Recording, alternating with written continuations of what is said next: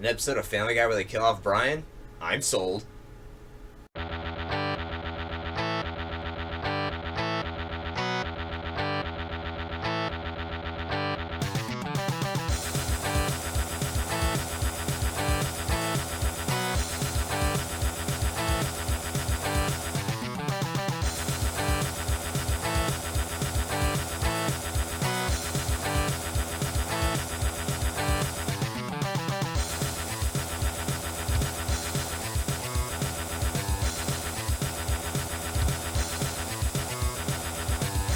So originally, I stopped watching Family Guy around season 10.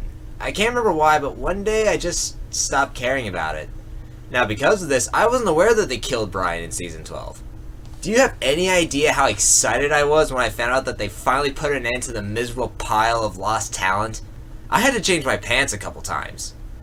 This episode just brings me so much joy and I want to share it with you guys. So next up on Family Guy Month, we have Life of Brian. Enjoy. We start off in a city with Brian and Stewie being chased by Native Americans with assault rifles. I can only assume they've been screwing with time again.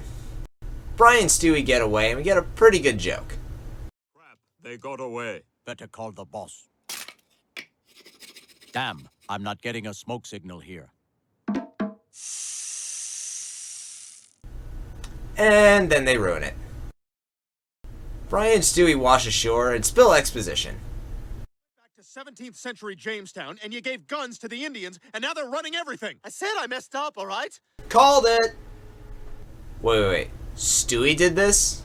The one who's always going off about the timeline and not screwing it up? Brian even points this out.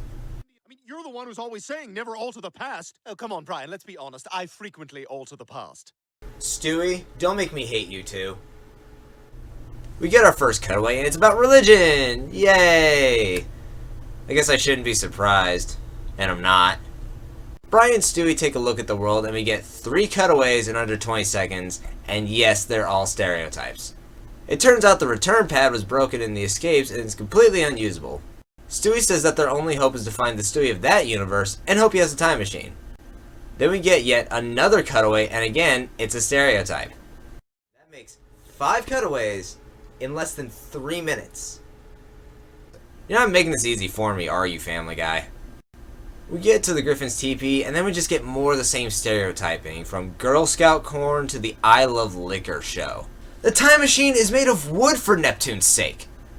Brian and Stewie go back in time and we see, wow, that is not what I thought he meant by guns. We also see that Brian went and found something to bang while Stewie was playing arms dealer.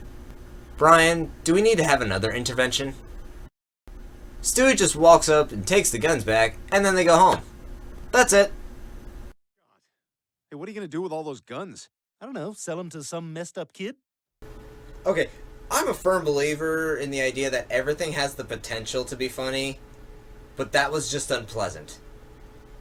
Later that night, Stewie decides that it's time to destroy the time machine, and they make a big deal out of this, going to the dump, crushing it all, and this would be dramatic until you realize there's nothing stopping him from building another one. Brian notices a street hockey net, and, this is going to sound weird, but Brian is in way too good a mood in this episode. This is well after his transformation into King Douche, but it's closer to the original Brian. It's just off-putting. We get a halfway decent cutaway, and then it's back to the Griffins to watch Stewie and Brian go outside for once. This whole setup feels out of place. Brian hasn't been this happy in ages, Stewie doesn't play sports, and the big show of destroying the time machine, again, wasn't dramatic. Stewie goes inside, and then... Brian, look out! Yes! Oh, thank you, wonderful Neptune, for this bounty of crushed douche. Oh yes, it's so good. Oh yes, I want to bathe in this. Oh yes. Oh, I'm enjoying this far too much, but I don't care. The Griffins take Brian to the vet clinic, but the vet informs them that there's nothing they can do to save him. I just noticed something. Whenever Family Guy tries to be serious, and I use that term very loosely, they always resort to this slow camera zoom. I mean, is that supposed to be some kind of dramatic camera effect? Because it doesn't make up for the shitty writing. The Griffins go in and see Brian looking pretty beat up. Brian manages to tell him he loves them just before he dies, and then the family cries.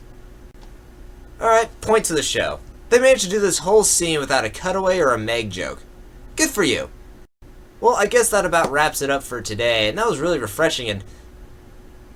Huh? There's still 9 minutes left? Why? Brian's already dead, what else could they possibly do? Okay, I guess I'll keep going. The family gets home and goes inside as Stewie starts to clean up the hockey set when he realizes... That's it! I've just got to rebuild the time machine, and then I can go back and save Brian! Called it! Stewie tracks down his old supplier for some parts.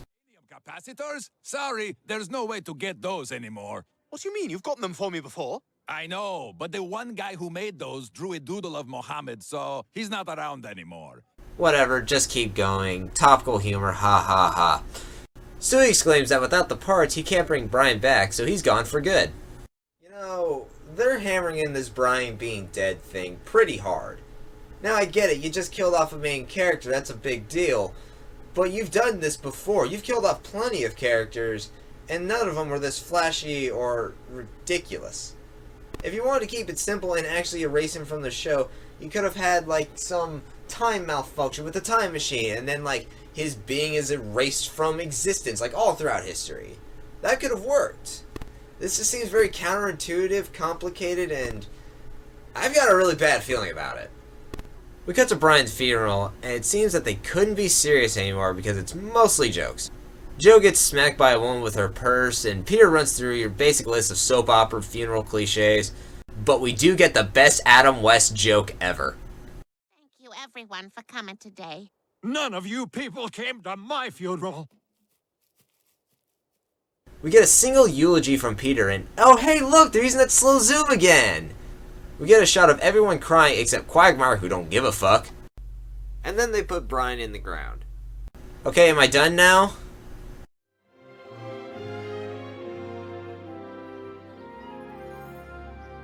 Nope! We cut to a month later, and it seems the Griffins still aren't over Brian's death. Lois suggests that it might be time to find another dog, and everyone agrees except Stewie. We get this weird cutaway about albino people that, frankly, I don't get. I just can't find the joke in this. I really can't. I tried. I genuinely tried. But I can't find it. We cut to the local pet store as Peter finds another talking dog named Vinny. And yes, they give him every Italian stereotype you could possibly imagine. Thick accent, talking about stuff that fell off a truck, and yes, it gets worse. Back at the house, the family immediately starts to warm up to Vinny, and honestly, I like Vinny too. Much more likable personality, he wants to help around the house, but Stewie has to be the stick in the mud, and then we get another unfunny cutaway about crucifixion. And again, I don't really get it. Maybe South Park was right. Only manatees could write this crap. So yay, we have Brian's replacement. Are we done yet? Jerk. If this guy thinks he's sticking around, he's sorely mistaken. I'm going to ruin him. Fine. I'll keep going. For the next couple minutes, Stewie keeps trying to get Vinny out of the house. Mostly with Italian stereotypes. But then we get this final big scene when Stewie finally confronts his own feelings about losing his best friend. Hey look, it's yet another slow motion zoom! Vinny tells us about his last owner and how he became his whole world, and honestly, it's the most touching thing in the episode. So how do they fuck it up? Well, how did he die? He tried to go to a yoga class, and on the first pose, his ball sack split in half. Seriously? You couldn't give me one touching moment in this entire episode about death that didn't end with some stupid joke? Not one. I give up. They quickly get back to the fields though, so you're safe from my wrath this time. Vinny talks about how he could feel that the Griffins were going through the same thing that he was and that maybe they were meant to find him. Stewie finally warms up to him. We end on a final scene of Vinny sleeping in Stewie's room, and we can end this one on a good note. I watched a lot of episodes get ready for Family Guy month, and honestly, this is not nearly as bad as some of the others. Most of the episodes I watched had Brian going maximum douche, and to see that they can replace him with a much more likable character gives me faith in the show. Yeah, he might be a caricature of Italian people, but he's still far more likable than Brian ever was. Vinny, I'm happy to have you on Family Guy, and now I have a reason to watch again. 2 episodes later.